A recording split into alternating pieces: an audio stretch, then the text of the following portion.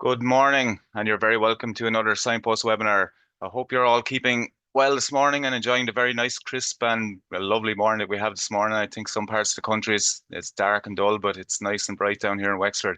So today we'll be discussing climate adaptation in forestry. Forests play an important role in delivering ecosystem services from carbon capture and storage to enhancing biodiversity at a wider landscape level. But what are we doing to protect our forests against the impact of climate change? And we're delighted here today to be joined by Dr. Niall Farrelly, Senior Forestry Research Officer in Teagasc. Niall, good morning. How are you keeping? I'm very well, altogether. Yeah, delighted to be here this morning. Yeah, and you're very welcome to this morning's webinar. I had a quick look at what you're going to talk about today, and it looks really interesting, actually. Where are you based today, Niall? I'm based here in Athenry this morning. Yeah, so the weather is a bit overcast here, but hopefully it'll improve. Excellent. And we're also joined by John Casey, who's going to assist us with the questions later. Good morning, John. Morning, Cathal. How are you? Good, thanks, John. How are you? Where are you based this morning, or what's it like there? I'm in Moore Park actually this morning. Yeah. So I would just say if people like to, Niall's giving the presentation, if they can send in questions, and then we can put them to him afterwards during the discussion part. Super. We have two really good forestry people here today, so make sure to get those questions in and you'll get lots of good answers. And Niall, before we get into your presentation, maybe you might tell us a little bit about the work that you do in general. Yeah, I work on Forestry Research Program here in Teagasc. I look at the genetics, so it's basically from seed to sawdust, Cathal.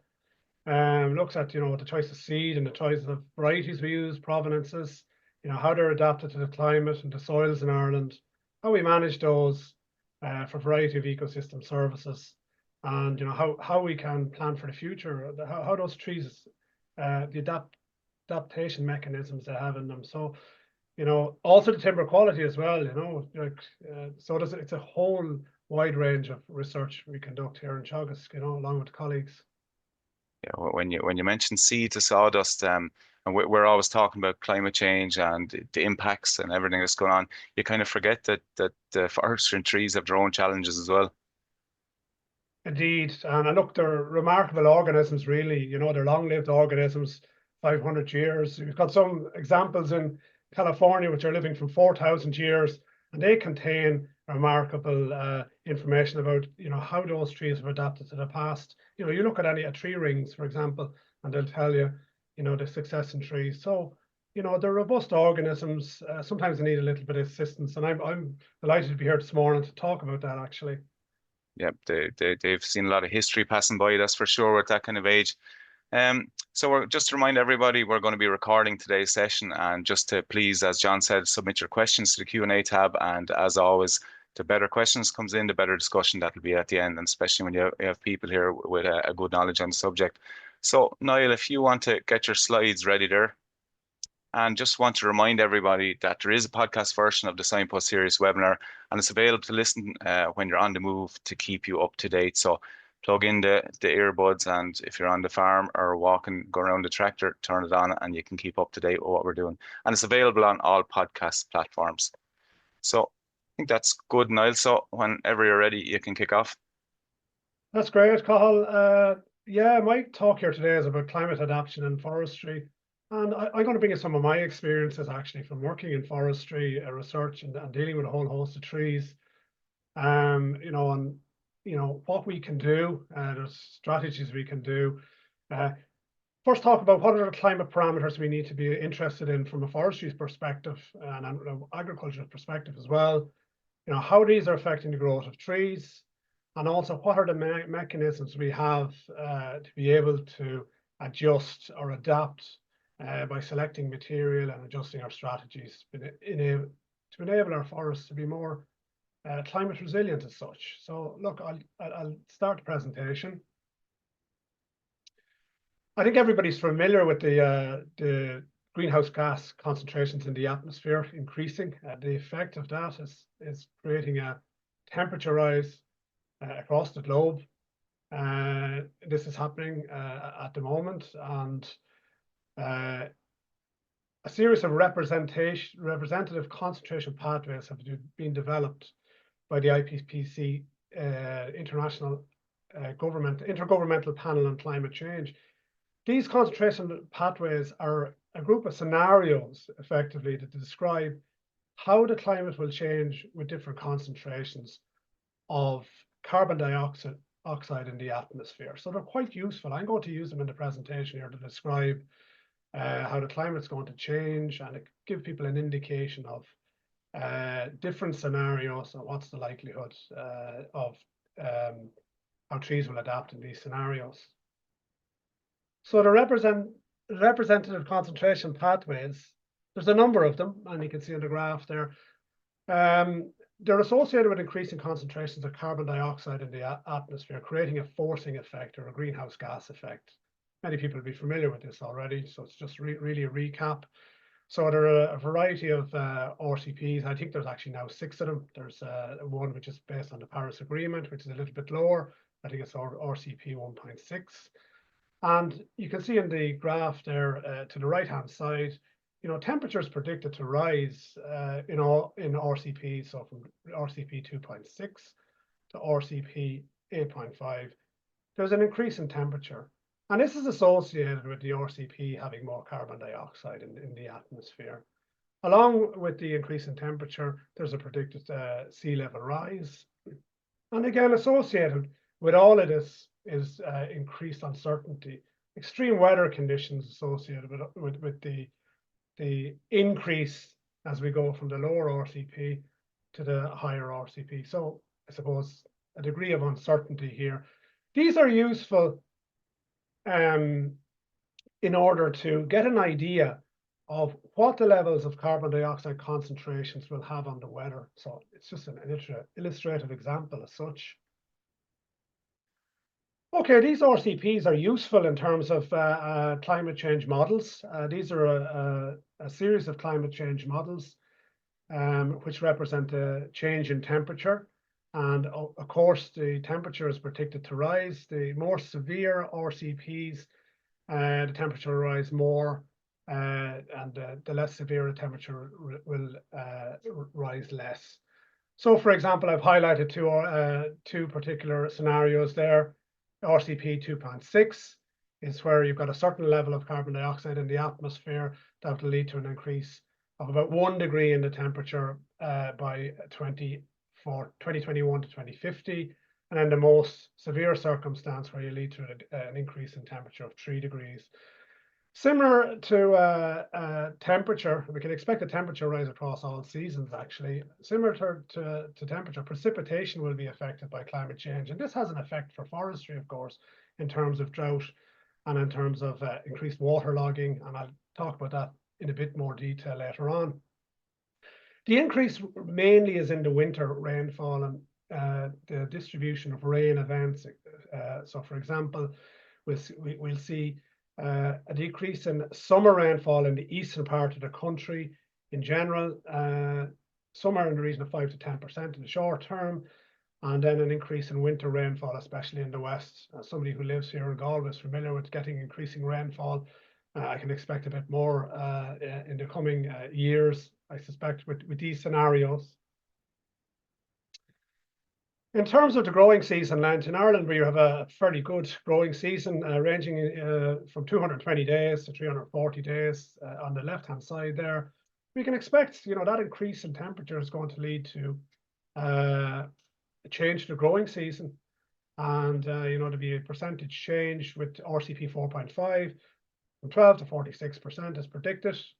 And then as we go to the more extreme RCP concentrations of carbon dioxide, we can expect a longer growing season between 17 to 55%.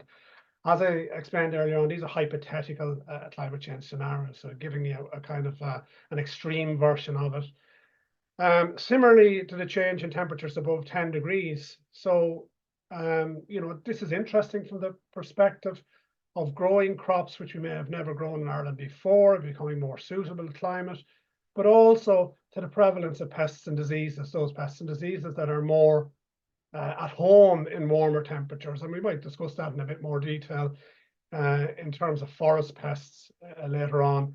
So we can see a percentage change in the warmer temperatures above 10 degrees, somewhere in the region of 37 to 74% for the mid RCP, and larger for the the highest RCP.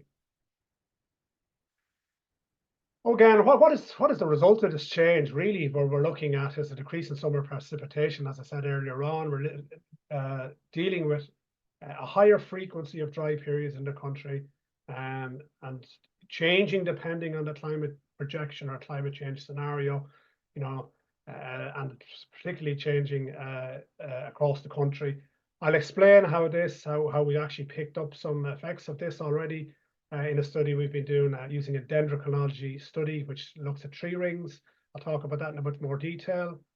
And also, conversely, we're getting more variability in the rainfall with these projection models, which will result in more wet days. So rather than getting the rain distributed, the rain will be occurring in more event-driven phases. So, you know, more extreme events, rainfalls occurring, creating an issue in terms of a greater number of wet days. Those are particularly relevant to forestry, and I'm actually dwelling on those for a particular reason I'm going to explain now in the next couple of slides.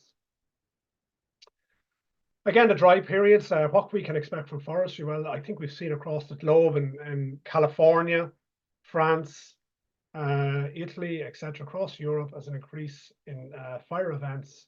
And the fire events, basically the forests are drying out, the foliage is drying out, they have a lot of fuel in them from dead and dying trees, which creates the risk of fire increasing. And we've seen that across for the last couple of years during the summers.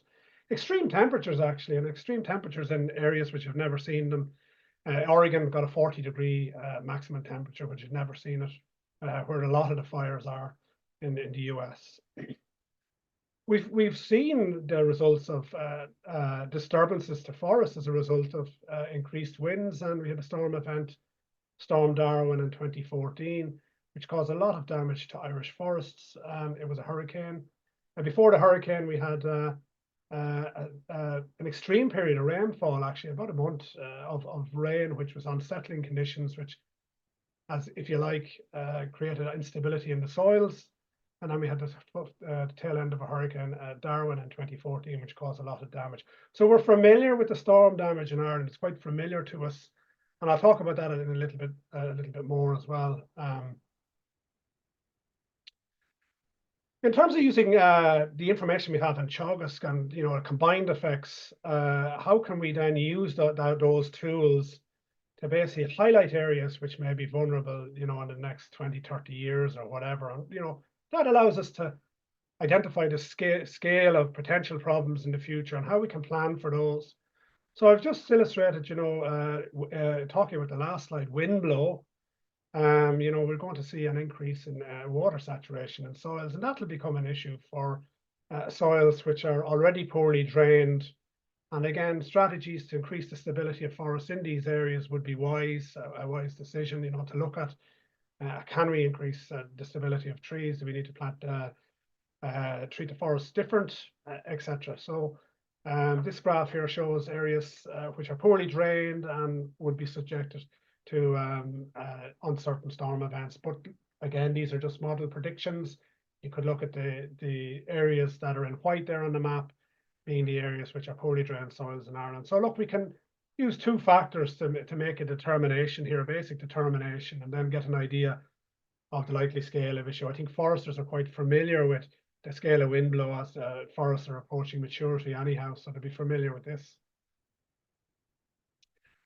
I talked about the drying climate, and the drying climate, generally we would have probably a drought event in forests.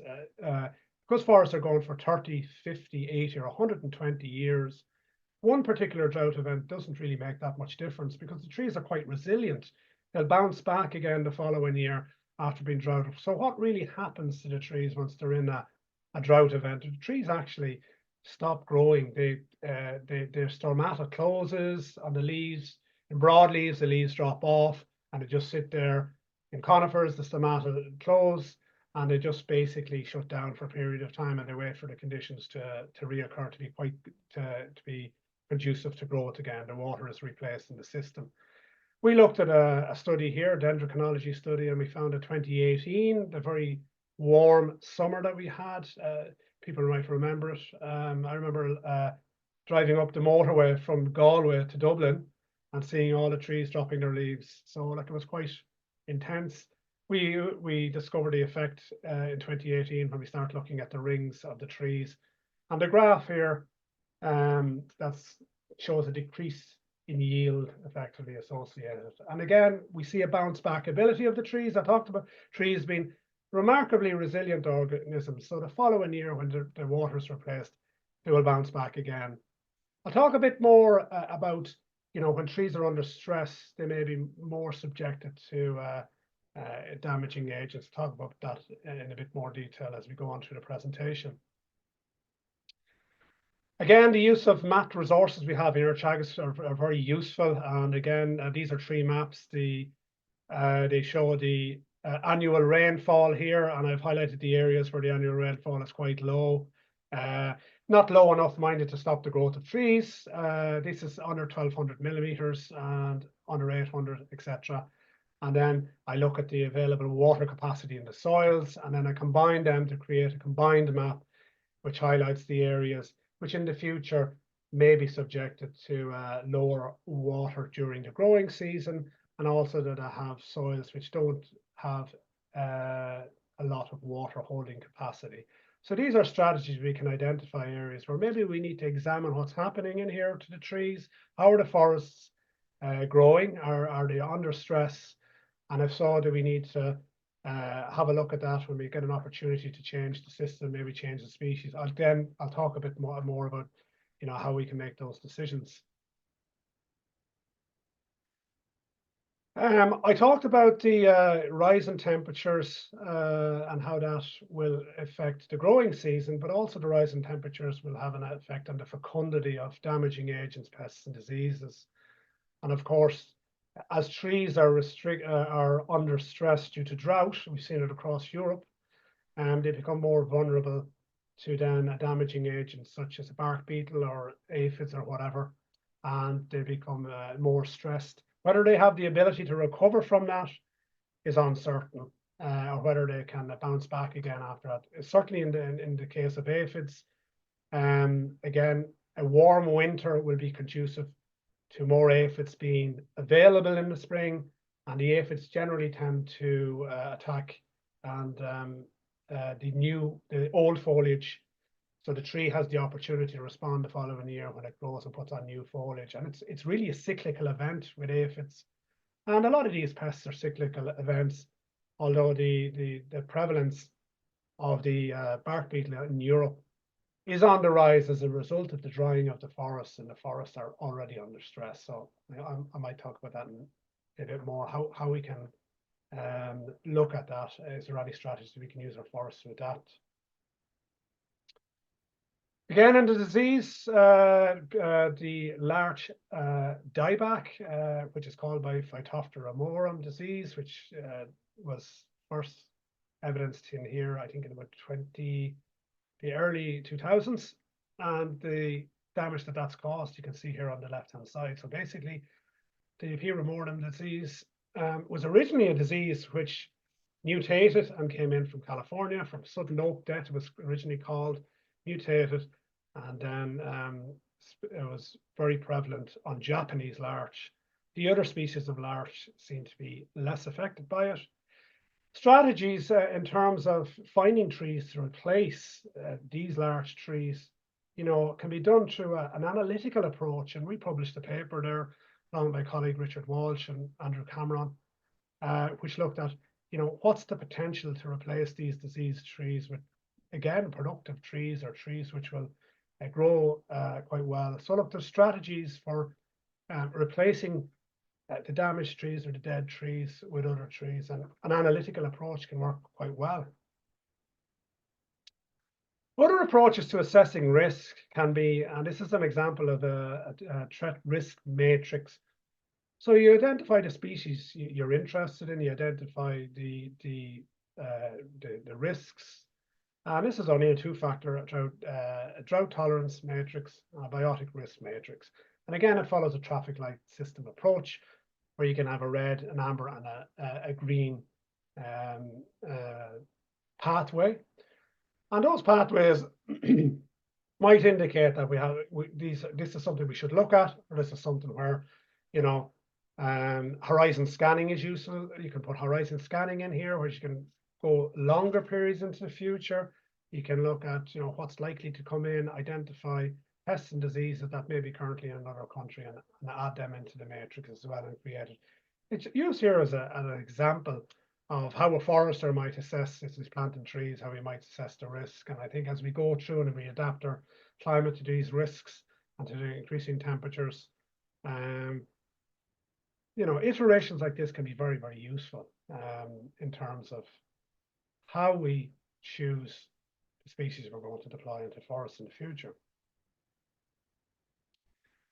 What are the effects of all of these temperatures on forests? What are the actual effects that's happening? And, you know, we talk about a rise in temperature, rise in spring and autumn temperatures, and we're already seeing an earlier start to the growing season. The buds of trees are starting to flush early. We hear from phenological gardens across Europe, and also in Ireland as well, about an earlier flushing across all species of shrubs and trees. So look, we're seeing that already. And we're going to get, I'll talk about that in a bit more detail. Again, you know, drought effects, lower summer precipitation. I talked about fire already. The preponderance of extreme events. We had our extreme event in forestry in Storm Darwin in 2014. And we had a recent wind event as well. I'm not sure what damage was caused to trees. I didn't get any feedback of that. But, you know, we were getting these uncertain, more extreme events. And they're forecasted to increase in frequency. Again, the vegetation is becoming drier, especially in the spring is a time for forest fires, and the vegetation is not yet greened up, it's quite brown in the forest, and then, you know, the forest fires can be started as a result of that.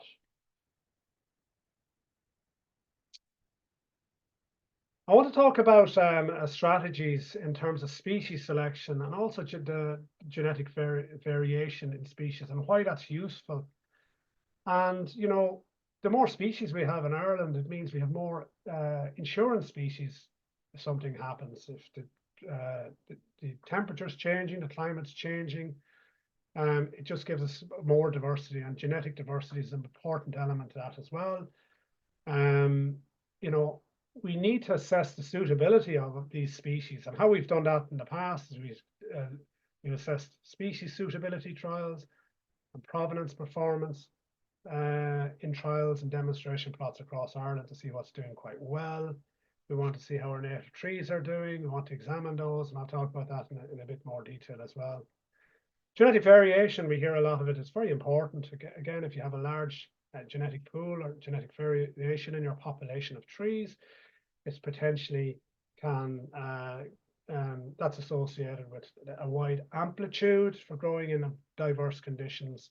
And again, we see that in a wide level of species distributions. For oak, for example, oak covers a wide distribution across Ireland and Europe, and that has large genetic diversity. So, you know, is there an element where we can use that diversity in terms of adapting our trees? I'll talk about that in a bit more detail. And again, species with a small gene pool are vulnerable to climate change, so they don't have the mechanisms or the traits to be able to adapt. That's in a general statement. So conservation would be very important to preserve those species and understand them as well. I talk about how we could potentially choose species or look at replacements, for example, that are damaged. And one of the simplest things we've done is just a climate matching. And the way the climate matching works is you look at the climates where you've got three species growing across in similar climates to Ireland. So we look at Ireland and the UK, we're growing in a temperate oceanic range at the moment, and we're similar to these areas across the globe. So technically then those trees coming from those areas might prosper in an Irish environment, or we might have gene pools in those environments which might be expected to prosper for our native species, etc. If we look at a warmer variant of our own climate, we see these warmer variants, the Iberian Peninsula, areas of Chile, and areas of the US. So these are warmer variants. So there may be opportunities there to that species coming from these areas may be more likely to reinforce what we have already to make us more resilient. And these species will already be adapted. I talk about opportunities as well. We've an increased growing season in Ireland, which is going to be predicted. And, you know, species, this is just purely an example. We reckon that 13 species, there's some examples there, are doing quite well in Ireland. We have the potential for other species to do well under climate change scenarios. These species would not exactly be well adapted to Ireland, but as the climate becomes warmer, and it's an illustrative example of how we can move material that's already adapted to climates into our climate to prepare ourselves and reinforce our growing stock. Again, to have examples of these species grown in an Irish context already is invaluable, and these are some plots in JFK, John F. Kennedy Park down in Wexford in the Arboretum, and examples of red oak, for example, hickory, southern beech, western red cedar, wingnut, etc. These are doing reasonably well, and we have examples of them. So they're showing levels of adaptation. So that's very useful for a forester to have the confidence that these tree species are already doing well in Ireland, and also in other plots of other species as well in the John F. Kennedy Park, which are an invaluable time capsule. Some of the strategies being used internationally are to move seed sources from a southern region into a northern region. This is happening quite actively with oak in France, where they're selecting their seed to come from southern regions because it's already adapted to the climate that they hope to be in, or they will be in, shall we say, according to the projections within the next 30 or 40 years. And you must remember that oak is a longleaf species. It's 120 years, 200 years in France. So, for example, to reinforce it by taking seed from further south is a sensible option, actually, and to see how that is developing in the area. Similarly, you know, oak coming from different regions of Europe could be used as a potential for reinforcing.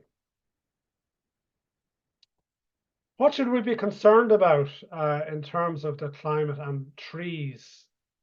Well, of course, we want to maintain our vigor in trees and the production element. Also, the extended growing season may present opportunities. And if we don't have the material to take advantage of that, well, then the material that we have won't be able to take advantage of that. Things that are relevant are bud bursts. I talked about earlier on about bud bursts occurring earlier, and that might be a double-edged sword because it may make trees more vulnerable to an uncertain frost event. We see in the graph there produced by Katrina Duffy and Maynooth, there about an increase of 20 days associated with bud burst. So an earlier bud burst by 20 days across all species, Norway spruce, oak, I think beech as well. I talked about hardiness. Hardiness is an adaptation mechanism, which basically we don't want to be putting material out into forest, which is not going to survive the exposure or the wind and the rain. So look, it has to be somewhat hardy. It's something we have to take on board. What is the water use efficiency, pest and disease risks? I talked about conservation and species that are maybe somewhat threatened, and you know, think about conservation strategies for these species. Very important part of our culture, and we should be looking at conserving these and then the biodiversity aspects in terms of the planting the tree species. Are we losing biodiversity? Are we gaining it? Has to be considerations. I talked about the pest risk increasing, and one of the bits of research I've been involved in was assessing the increase in tolerance to pests. This was assessing Sitka spruce tolerance to pine weevil and screening Sitka spruce provenances for its tolerance to pine weevil in a site in County Clare. So these are all useful screening tests that we can use. An example of how we could screen the material that we bring in from different pests and diseases. Now that's an indigenous pest. It's on the rise actually. Its fecundity rate is increasing, its generational rate is increasing due to the warmer summer. So I think there used to be 2 generations during the growing season, now we're talking about 3. So there's an increasing incidence of these pests and diseases, and it's about preparation, how we prepare our material and what are the threats and risks we perceive. Is that material robust? Drought tolerance is another thing, and we've been looking at drought tolerance. We've been looking at it for the last couple of years, setting up trials, looking at the differences in Sitka spruce provenances and their ability to withstand reduced watering, for example. And again, some southern provenances are performing quite well. The results are not quite available at the moment. We again can look at coring of trees, and this is a technique where you core the trees and you look at how the trees have actually responded to historical climate trends, and you can get an idea amongst different provenances, different types of trees, how they will likely respond in the future. And you can see you can trace the rings back. We have a technology in here to trace the rings back to the actual drought event and how they recovered the following year. I talked about genetic diversity. Excuse me. Genetic diversity is very important. This is a genetic diversity study which carried out by Tomas Byrne and published in the Journal of Forests. Looks at genetic diversity in Sitka spruce. And when you examine it, you extract the DNA and you look at the genetic sequences of this data, it does indicate that there's unique populations of this which may be useful. And again, this is across all species. If we understand the genetics, we kind of get an idea how they've evolved in the past. So you can see with Sitka spruce, we see 4 particular blocks there on the map, and they've evolved in their own unique circumstances. The northern group there in Alaska has evolved in a kind of a glacial habitat or ecosystem. The southern group is evolved in a warmer conditions, and the island group is more inbred, for example, because it doesn't get the chance to receive pollen from the mainland. So look, these are very interesting techniques. Genetic diversity, of course, is associated with the ability for trees to adapt in different climates in general. Talk about oak as well. Oak is this is work carried out by Colin Kelleher in the National Botanic Gardens. We have quite a lot of genetic diversity in oak in Ireland, which is great news. We see as much genetic diversity in oak as we see across Europe, and that will show you for the 2 species of Quercus petraea and Quercus robur. So that's good news. We have the stock here in Ireland. Exactly. So look, it's about conservation and it's about maintaining that at this stage. So it's good to understand how the material is. It a genetic narrow pipeline, or is it more diverse? And we understand it's now a bit more diverse than we previously thought. I talked about the challenges and opportunities. There are opportunities, there's challenges, but again, the key message here is plan, prepare, and adapt for the future. And again, it's all about growing forests for 30, 50, 120 years or so forth for future generations, and how are they maintained to be resilient. I'm going to just finish here now on the last slides of how we can possibly bring all this information together and increase the resilience of our forests. We can plan, prepare, and adapt by using climate smart adaptation strategies. And again, we want to ensure that the material we're using is resilient. We understand it, its adaptability. What is the role of improved material? Is improved material working better because it's been growing in an Irish environment? Just an understanding of what we're using, what the conditions they can tolerate. What are the implications of your decisions? If you establish a forest, well, what are the implications? Is the system sustainable? Is it going to be sustainable for the 30 years that you wanted, or the 50 years, 120 years, or whatever? Is the management system sustainable? So look, really to finish here, I'll go one more slide after this, is consider the options and the actions you're taking, and are they robust across a range of potential future conditions, such as the RCPs, a low change to the climate, and mid change, etc. And these are all considerations. I just want to talk about how we can take strategies. The 3 strategies that we've chosen to look at here in Teagasc Research, along with our partners here, who are listed down below, are to be look at creating resilience by understanding the forest genetic material, or the tree species and provenance and varieties that we're deploying to the forests understand what it's able to withstand, how can it adapt. Also, what are the management strategies that will increase that resource that's already existing out there to continue to be sustainable and sequester carbon, but be adaptive to change as well? So that's a very important thing. What is the management strategy we're using?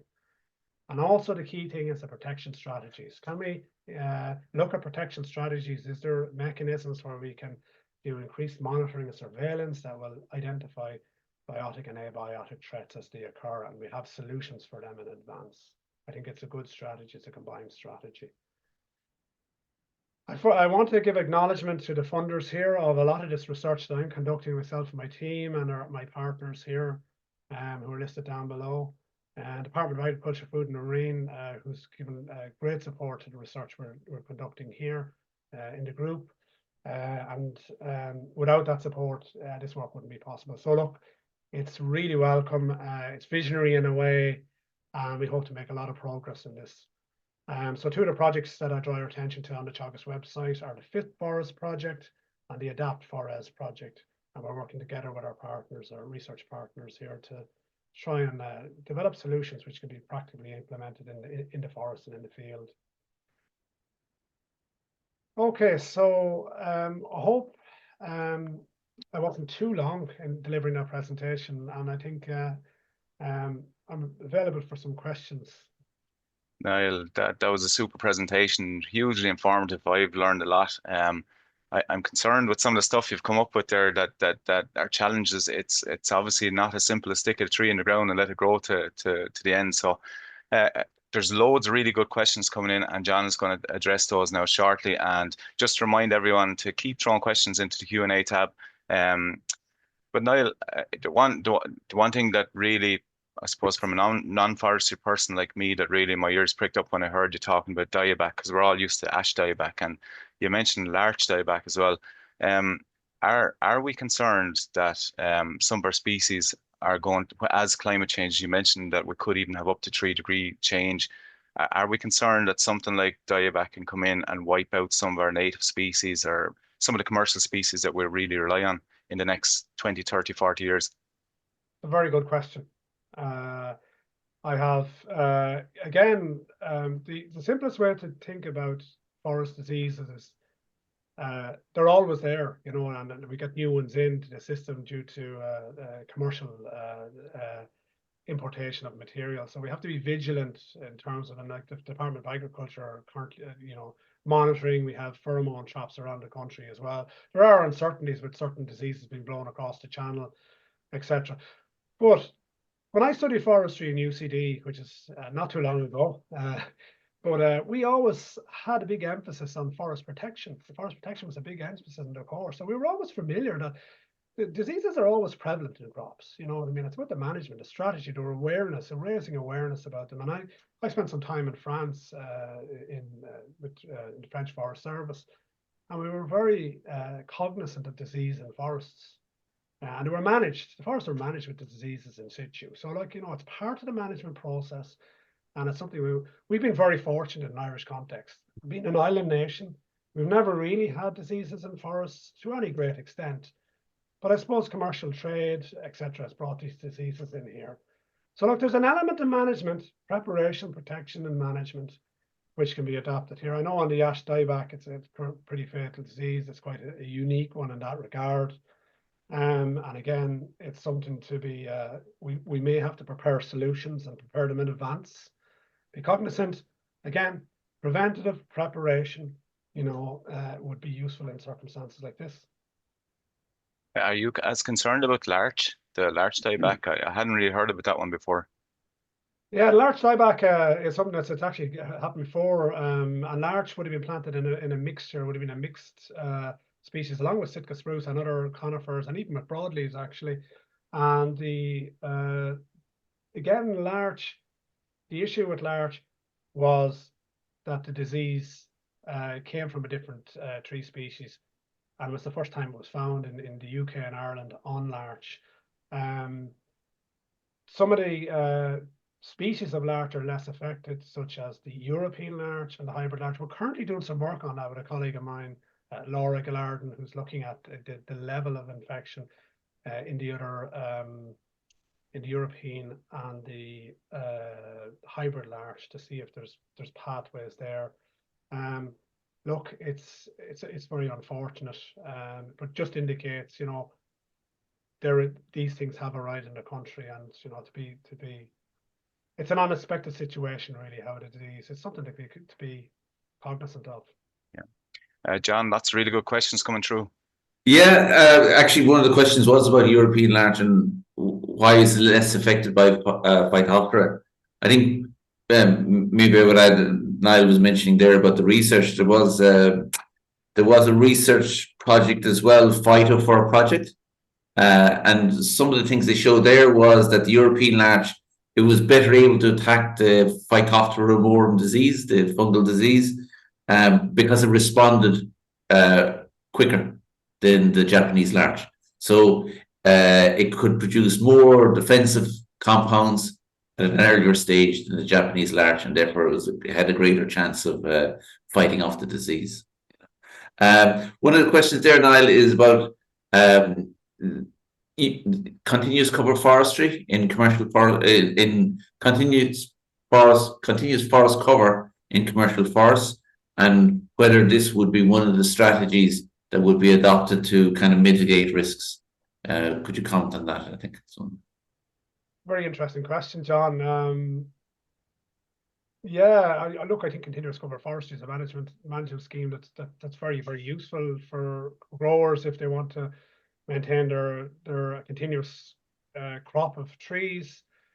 You know, and you get the regeneration cycle. So again, there's benefits certainly to it in terms of, you know, you don't have to protect against weevil, for example, or established or have very intrusive disturbance onto the site in terms of losing carbon. So the benefits of it are good. You know, it can be improved possibly, or it can be augmented maybe by supplementary planting, because what seed is coming in then to regenerate it? Is it something that's vulnerable, or do you get a chance to diversify, which would be a great. So look, it's another management strategy that'll go to forming an overall strategy to diversification, I suppose, John. You know, reducing the risk. Yeah, I mean, I suppose I would say as well is that you have the woodland improvement scheme. So there is a grant aid package there for continuous cover forestry over 3 interventions. And similarly, if you had, say, the native woodland conservation scheme as well for older woodland. So there are schemes and there are supports there. But it is time critical, I would say. You know, you can't start continuous cover forestry too late. The point I want to make there, John, and I think I mentioned it to you in a recent conversation we had, is that, you know, get out there and walk into your forest, see what's going on, have a walk through it. You know, if you notice anything, you know, that's the citizen science, and you know, we can be picking up on things. It's very, very useful. You know, plant the trees and come back 30 years later. You know, it's good to have early warning, or even to see your trees are growing very well. You know, so get out there, go for a walk in your forest. And you know, the benefits of walking the forest are for your health are brilliant anyhow. So like, you know, you learn a lot by going walking, and do it more actively. And that's what it's all about. It's all about, you know, getting out there, see what's going on. And if you notice something, you know, you can talk to your Teagasc advisor about it, or you can talk to a specialist about it, or you can, you know, or whatever, you know. There's a comment here, or there's 2 questions actually came up here about the potential collapse of the Gulf Stream, and perhaps that it won't be warming but actually cooling that will happen. Do you have any comment on that? Or? Well, I don't really, to be honest with you, John. I haven't got my scuba gear on in a while, so I don't have actually evidence of that. So you know, look, all of these things are possibility, and I think one of the things I did mention in the presentation was uncertainty. You know what I mean? Like, I don't have a crystal ball, but look, if the conditions get colder, warmer, windier, you know, what can these trees do, or what can we do as foresters or managers to make sure that what we have. Now, we have a lot of tools in our tool belt to be able to adjust and adapt. We need to be more aware of what we have in our tool belt. So look, it's not all doom and gloom. We do have lots of opportunities there as well, but it's time to, because the rotations are so long in forestry, it's time to start thinking about them now and implement them. If you plant an oak tree today, it's going to be growing in the conditions of 120 years in the future. One of the queries here then as well, Niall, was in terms of mitigating the risk of wind blow. What would be the recommendations in terms of reducing wind blow risk through management? A very, very good question. There has been a lot of research done in Ireland in the past, such as drainage methods and mold drains, and the use of those and their effectiveness. Just a practical thing from my observations on the ground. Make sure all your drains are clear. That you're, again, take a walk into the forest. If you're seeing pools of water lying around, you're going to create a situation where your forest is basically starting to develop a rocking sensation as such, and introduce blowing trees into it. So look, have a walk through the forest, make sure all your drains, the forest originally established. For forests we're establishing into the future, again, soil, the characteristics of the soil, how the trees will root in that soil, John, is very important. Are you going to manage them? What way are you going to manage them? Are you going to consider getting in there early and maybe making the trees more resilient, or are you going to decide in a very risky area to leave them untended? So there is a gamut of management solutions for wind blow. However, I would say catastrophic events that we had in Storm Darwin, I just think in situations like those, there's probably little you can do in terms of just like this storm of the century as such. But it's not only trees that are going to be damaged in those situations, property will be damaged and everything else. As part of the Fit Forest project, I suppose you're looking at different provinces, particularly for Sitka spruce, but other species. Is there a particular Sitka spruce province that you think you should be favouring now, as opposed to maybe Washington previously?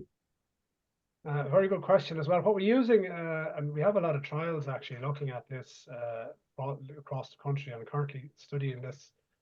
Yeah, that's a very interesting question. What we're using now seems to be very good, seems to be doing quite well. So, we have an improvement program for a variety of tree species, and that improvement program has been based on using indigenous, if you like, naturalized material, because it's been evidenced to be growing here, and that seems to be doing quite well. There is some information on oak, on native oak provenance trials, and that information will be coming out in the Fit Forest from AFBI actually, and from Future Trees, Forest Genetic Resources Trust are involved in that work as well. So look, it goes across all species to find, what have we been using? Is it still suitable?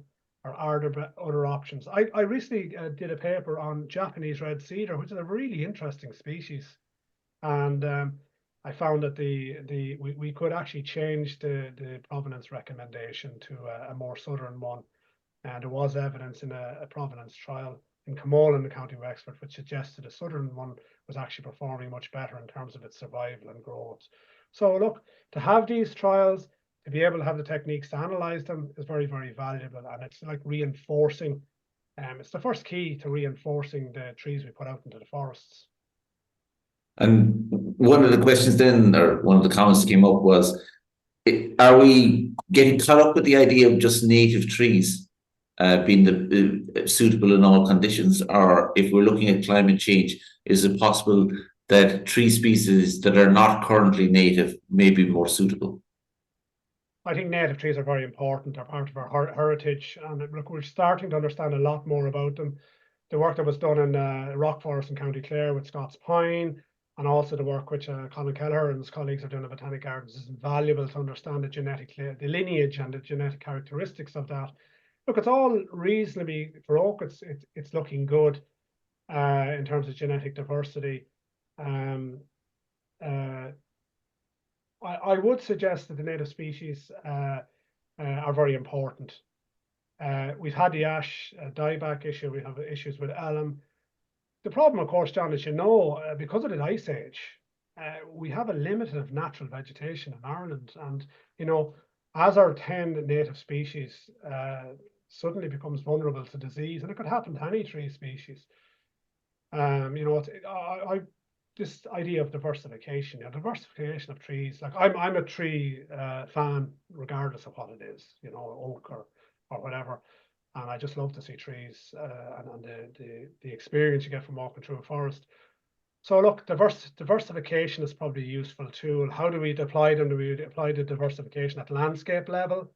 That could be very useful. We haven't really explored that. So you basically design a forest at a landscape level to incorporate the features of the landscape. That could be quite useful. Niall, I just looking at one of your slides here when you're talking about native trees, and I think at Scots Pine was down for moderate risk for biotic risk. What is the risk to Scots Pine? Well, all pine species, Cathal, all pine species.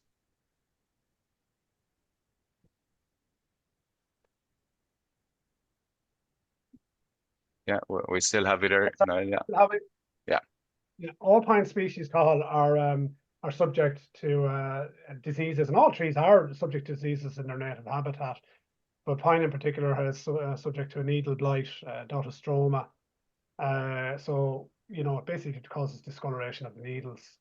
Hasn't been that prevalent in Ireland, or whether it's prevalent in Ireland at all, but it has been witnessed on the continent. And it's an idea, again, it's the humid climate causes this. So look, it's a moderate risk. It's a very important tree species, especially for its association with the red squirrel. There is a certain material, again, making awareness of, you know, there may be material out there which may be less susceptible to disease. It might be a different provenance. So look, that's worthwhile investigating, I think. As part of your threat risk matrix there now, there seems to be quite a correlation between species that are less tolerant of drought and then a higher risk, a higher biotic threat. In other words, if they're suffering drought conditions, they're more vulnerable to a biotic threat. Would you like to comment on the risk of, say, a spruce bark beetle in Ireland, and what we could do to mitigate or lessen, reduce that risk of it appearing? Very good question, John. And, you know, I don't know in terms of, you know, look, I suppose we have a humid climate in Ireland, which is high humidity. That climate would be conducive for growing fungal or mycelia, etc. So, you know, really, we are have a great climate for growing that material. In terms of whether it's associated with different soil types, I don't really know. I don't have the evidence to suggest that. There is some evidence to suggest, and I mentioned this in the drought elements across Europe, that the drought conditions in Europe, in Norway spruce, for example, in Central Europe and Germany, exacerbated the effect. So you must remember, you're getting a warming condition of the environment, which is making it conducive to the breeding of the insect, and the tree is also under stress. So it's a double whammy, as I call it. You never get the single agent. It's got the double whammy effect. So you get the tree stressed. There is some information to suggest that as trees have less water, they're unable to produce the sap, which then can trap the beetle, etc. So look, I think that forests that are probably subjected to repeated drought, maybe the option is to start looking at changing the species or provenances on those areas as the evidence produces itself.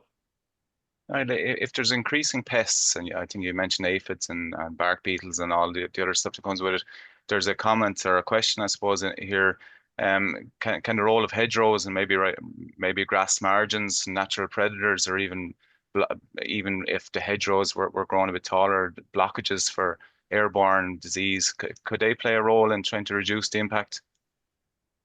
I'm not sure. Look, from a biodiversity perspective, I think it's well established. Look, the hedgerows, I think the hedgerows, and especially the hedgerows we have in situ at the moment, maybe an interesting reservoir for maybe tolerant material of native species. And because look, you've got to consider hedgerows are distributed throughout the country.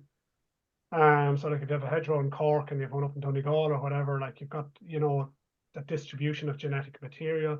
There may be a chance that some of that may somewhere have evolved in a situation where it might be more tolerant to disease. So as a reservoir for material, I'm not sure about the spread of it.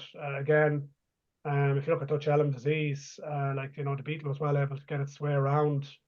And you must remember the beetle was attracted to mature trees and then injected its fungus into the tree, which stopped the water, and it was the dieback from the fungus which caused the death of the elm across Ireland. But there seems to be elm rejuvenating throughout hedgerows in Ireland, although it does seem to be when it gets to a mature stage, it does succumb. But again, look, that's the resilience again. I would say about the disease, I don't want to create the picture that it's we're going to be inundated with disease. Disease is a natural cycle in forests. We had it here after the Ice Age. We had collapse of tree species and then they rejuvenated again. So I want to create the emphasis here on preparation and resilience. And like there are a lot of tools in the forester's tool belt, strategies, which can prepare us for these events. But it's about increasing the awareness in the general public and amongst growers and farmers and foresters themselves. So I think that's my function here today. Yeah, I would say the other thing is the hedgerows themselves. Certainly, there's a very noted, it's a well-known fact that ladybird populations respond to the aphid numbers. So if you have a higher aphid number, then you will have an increased ladybird population that actually prey on the aphid. So, you know, and similarly, if you have locations that these populations can overwinter, like hedgerows, well, of course, it would be a benefit. Yeah, I think that information, John, is very useful.